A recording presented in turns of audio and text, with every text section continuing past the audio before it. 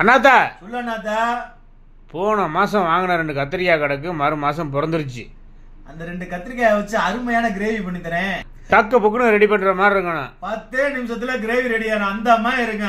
சாப்பிட்ற மாதிரி இருக்குமா? எல்லாம் நாக்குக்கு இழுவையா இருக்க மக்களே. பழைய கத்திரிக்காய் கிடந்தா நீங்களும் செஞ்சு சாப்பிடுங்க.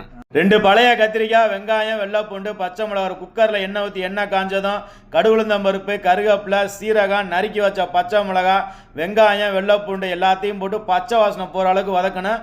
2 பழுத்த தக்காளி, பழைய கத்திரிக்காய் 2 கட் பண்ணி நறுக்குன மஞ்சத்தூள், மிளகாத்தூள், குழம்பு மிளகாத்தூள், மசாலா பச்சை வாசனை போய் எண்ணெய் பிரிஞ்சு வரும்போது தண்ணியை ஊற்றி 3 விசில் லோ ஃப்ளேமில் விட்டு இறக்குனீங்க அப்படின்னா, அடுப்பை குறைச்சி வச்சு 3 விசில் விட்டு நல்லா ஒரு கடைஞ்சிங்க அப்படின்னா அருமையான தக்காளி கத்திரிக்காய் தொக்கு ரெடியாகும் மக்களே. சூடான சோத்தில் நல்லா குழச்சி அடிச்சிங்க அப்படின்னா சிம்பிளாக சூப்பராக ரெடியாகும் மக்களே. ரெசிபி பிடிச்சிருந்துச்சுன்னா மறக்காமல் ஃபாலோ பண்ணிக்கோங்க. கத்திரிக்காய்